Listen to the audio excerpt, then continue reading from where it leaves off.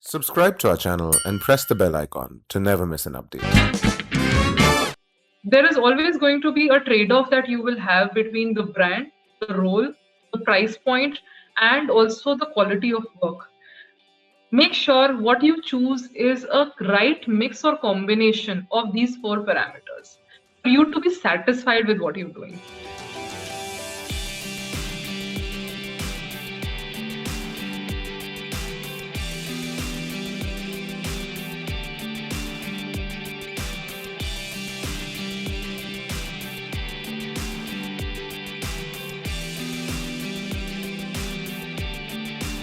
The yardstick to measure the success of any institute is through the alumni network it has built over the years.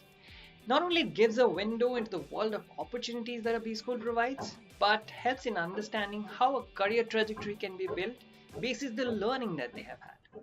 I have two such alumni members with me today who have made their mark in the world of finance and marketing after pursuing their MBA from IMT Ghaziabad. And they are now part of prestigious companies like PwC and Amazon. Welcome Pragya and Satish, and thanks for joining in. Thank you, Paul, for having me here. Thank you so much, guys, for the opportunity to interact. Looking forward. So Pragya, getting straight into it, looking back when you see the IMT Ghaziabad days, you were a student of Bachelor of Planning, and from there on you decided that you wanted to do something that very few would even imagine. You decided to jump into the world of finance. How would you define this move? To me, honestly, it was a very natural progression that I was traversing. Having pursued Bachelor of Planning from School of Planning and Architecture, New Delhi, it did give me a wide array of experiences from spatial planning to regional planning to policy making. However, I did feel that in order to be a person who contributes extensively to the nation building exercise, it is critical to be able to understand how the money moves and how it works. Infrastructure projects are generally very high gestation projects and involve more monies than typically other projects of commercial nature would involve. And therefore, to me, it was just a natural progression to move from having the technical expertise as a planner to gain expertise as a project financer as well. And thus the decision to pursue MBA in finance. Right. You graduated at a time when the world was, entering into the big pool of recession. What were some of the things that were going in your head, and how did you actually overcome those? Interestingly, I was placed with Lehman Brothers for summers. And within a few days, this debacle, it came to light. Not that people did not know what was brewing up, but it always shocks you and hits you harder when it comes out in the open in the news one day. And yes, it was a setback. But at the same time, being part of an institution like IMT Ghaziabad, where you have so many other aspirants, always pushing you and that air of optimism around having you chosen the right path and therefore making a career for yourself. I think that held all of us as a batch, as the previous one, the next one, the whole set of batches in very good stead. I don't think we ever faced a situation where we felt that there isn't much left for us to do.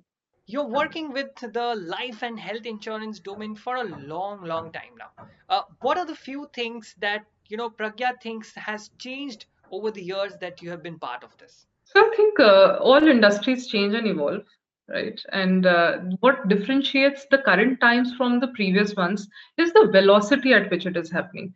It would be wrong to position it as speed because speed could be in any direction. As a race, as an industry, I think we are headed towards something which is bigger than what we would have imagined so far. We've been, I believe, in the last decade, we've been preparing ourselves to be ready for this kind of evolution or orbit shift, so as to say. And the small things like in insurance, if we were to talk about the time I joined the industry, digital was just a very small share in the whole pie. And how digital has shaped up, how a policy bazaar has established itself as a lead player, a web aggregator, how many more web aggregators have followed, how insurtechs are coming up to make life easier, to uncomplicate the business of insurance. and how that integration is happening now with the lives of consumers, where today when you take a cab and you know enter, you have the opportunity to just pay 1 rupee to insure your trip, right? I think the paradigm shift that we are going to see and is happening as we speak is financial services was a standalone service that was being provided earlier, and now we'll see it getting embedded in the lifestyle of people. So I do believe that we are shifting gears, and this shift of gear is directionally going towards making the consumer the center of the entire ecosystem, rather than the consumer sitting outside the ecosystem just being a recipient of the services. Pragya, now I'll take you a little back, to the time when you were working with Religare and then you joined Max, and from there you joined PwC. Did you think that this is the kind of career graph that I want to build for myself, or it just happened on the way? I've been a person who pursued chemistry for 12th, did town planning, went to Lehman, didn't get it, and then landed in an insurance organization. So I am not really an expert on what a planned career would look like. But there are always logical and obvious next steps that one can see around the corner. It's up to us to, grab those opportunities. And I was extremely fortunate to have joined a health insurance company in the formative stage, and then get naturally to progress from morbidity to mortality with Max Life, and at a juncture where the regulatory landscape was changing, and when regulations change, and that too product regulations change, being part of the product team means you are again, maybe not greenfield but brownfield, setting up the company anew in a way. And I've been very fortunate to be a part of these enterprises when we were either shifting gears or we were setting something afresh.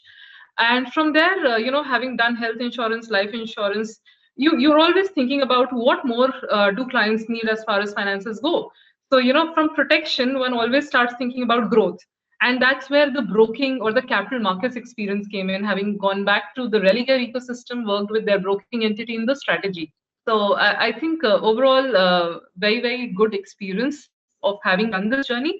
What do you think students of today should acquire in themselves? The qualities that they should absolutely have to have a career path somewhat similar to yours, or a career path, where they can explore more opportunities and then decide for themselves what is the kind of opportunity that they want to get into. Well, I would say the students must bear in mind three things. The very first thing is keep yourself abreast of the times. At the same time, I think what this generation has to do is be able to absorb the change, keep learning new skills. The pattern of jobs which are being offered will keep shifting drastically. What our parents saw over a span of 30 years and we saw in the last 10 years, it will keep happening every 2 to 3 years now. So, keep yourself abreast. The second thing is linked to the very same thing. So, obviously, to keep yourself abreast means you have to be agile. Allow yourself to be molded. And the third thing is let the spirit of entrepreneurship take the front seat if required. It is more so relevant now. And also imagine what the future will look like. Just don't look at the salaries and packages and the brand names. Do think about what you would want to be doing at the age of 30, 40. And while typical questions in interviews are, where do you see yourself 5 years down the line? I do think one should always take a leaf out of it to imagine what you really want to do, to chart out what are the comfort territories and what are the uncomfortable but urgent and important ones in terms of where the economy is headed, and take a decision accordingly. There is always going to be a trade-off that you will have between the brand, the role, the price point, and also the quality of work. Make sure what you choose is a right mix or combination of these four parameters for you to be satisfied with what you're doing. What doesn't matter at the end of the day is your bank balance, and what does matter is whether or not you're satisfied with what you've done today. All right, we will now move on to Satish. Satish is the head of marketing of Amazon India Marketplace and is the guy with the story boxes. We will get to know more about Amazon, Satish's career graph after his MBA days at IMT Ghaziabad, and a lot more in this conversation. Thanks a lot, Satish, once again. Thank you, Paul, for having me here. Satish, you decided to go for a hardcore marketing degree from IMT in the year 2006, and then you passed out from the B school in 2008 at a time when recession was right on the doorstep. uh, now is the time when we are looking at a somewhat similar situation, or I would say it's a graver situation in many regards. At that point in time, what were the kind of things that were running in the back of your mind, and what were the kind of things that you did to overcome that challenge? And how do you think we should look at the times that we are living in right now? I think whether it was 2006 to 8 when there was some recession going on, or it is now where there's a little bit of impact that we see on that plane. I think the one thing that we should not lose focus of is our long term goal. As long as you can stay focused on what you need to do, I think one of these like calendar years sometimes go past. I think even at that time when I look back, um, I was pretty focused. Even for placements and stuff, I was focused that I would still want to go only for marketing profiles. And I did, like, there were a lot of people who would say, hey, let's go get whatever you're getting. But I was quite clear, let's get into a profile which I would love doing, which I'm headed towards. And in the long run, I'll be able to get right back on track. So those couple of months or couple of years, sometimes in the longer scheme of things, don't necessarily matter as much. Absolutely. Satish, you mentioned very interestingly the fact that you backed your skills. You thought that whatever I'm good at, I will go on and pursue that. Was marketing something that you were interested in from the very beginning, or it grew, during the time at IMT Ghaziabad? Like, I grew up in a small town called Durgapur, and where everyone is either an engineer or an engineer's son or daughter, and who is an IIT aspirant. So I was quite the same. So I got some rank in IIT, and I decided, okay. But there was this one thing. So I had also somehow some interest for more adventure and other pieces. So I got into merchant navy right after my 12th, and I sailed with Maersk and CL and a couple of companies for 4 or 5 years, as first as junior officer, then as second officer. So I was sailing on the high seas. That point of time, I realized that I am not cut out to do like checklist mundane stuff every day. And the job that I was doing there, while it was super interesting, it was like the same job to be done every day. And that point of time also, like, I was this guy who will like look at, I mean, was super interested in ads more than, let's say, the TV serials which will go on. So I would wait for the ad break, whereas my family or others will wait for the ad break to get over. Right, quite contrary to most families Yeah. in India. Yeah. So I thought advertising is a space that I want to be in. Like, that really caught my interest. But yeah, then somebody wise told me, hey, guess what? You want to do advertising? That's obviously fun. If you really get into marketing and be in organizations, you get both sides of the pudding in some form, and you can really have fun doing so. So that's where Right.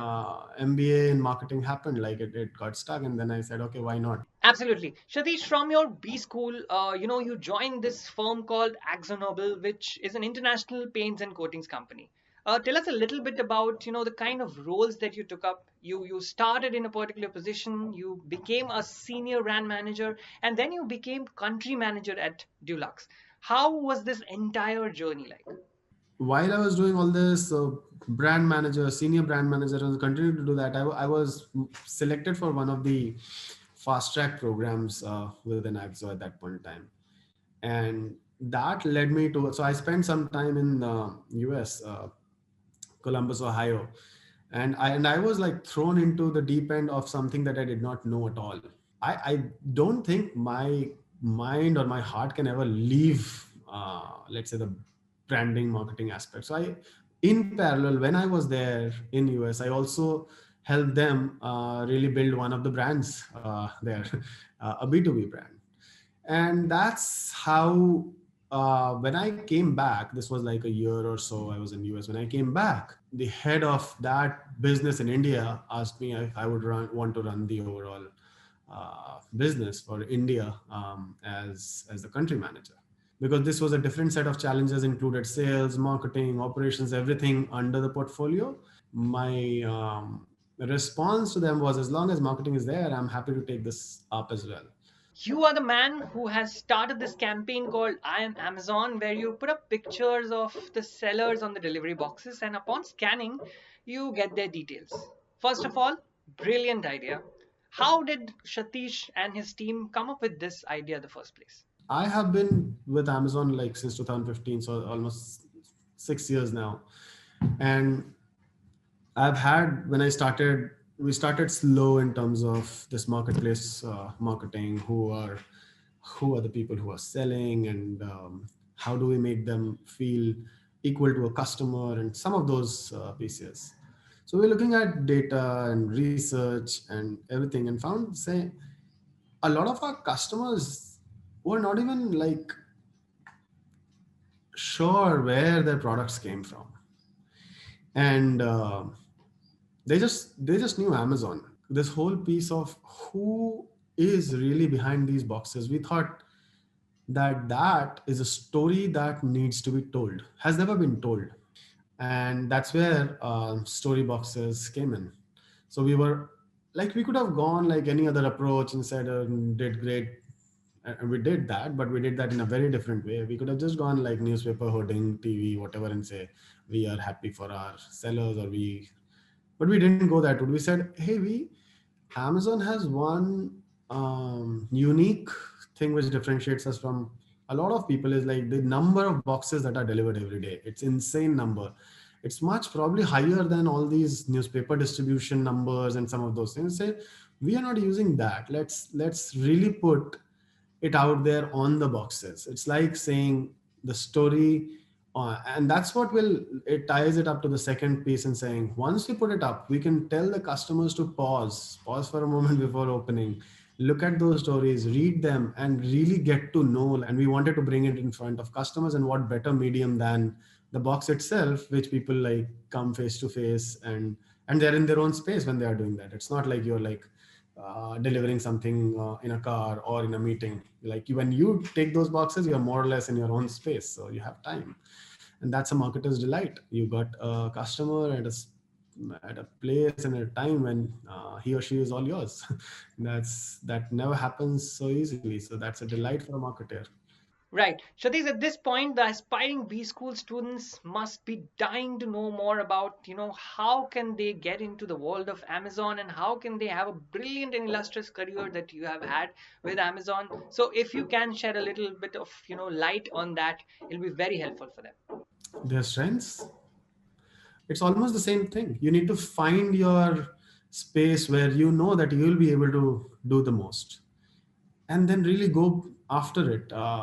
I started with that. Keep building your skills around it. I started primarily as only brand to begin with, but over the years there is I realized digital marketing is going to be super important. I started picking it up along the way, never losing touch with what is going on externally as a trend, maybe having a foresight and doing a few things which will happen, like being the early adopter and stuff. Satish, a wonderful illustrious career from, sailing with all these companies where you figured that you want to tell stories to now, telling stories with Amazon. What lies ahead for Satish from here on? Like I said, I still feel it's day one. I started with this, and I'm going to probably go back to that same thing of saying, as long as you can really look at the customer, try and be that person who can find out what they need, uh, maybe like stated, maybe latent. When you get to that place where you can maybe make the most out of understanding customers and making them love the brand because of what stories you tell them, I think that's what I will continue to focus on. It's hopefully is a long journey ahead, and yeah, that's what also keeps me driven.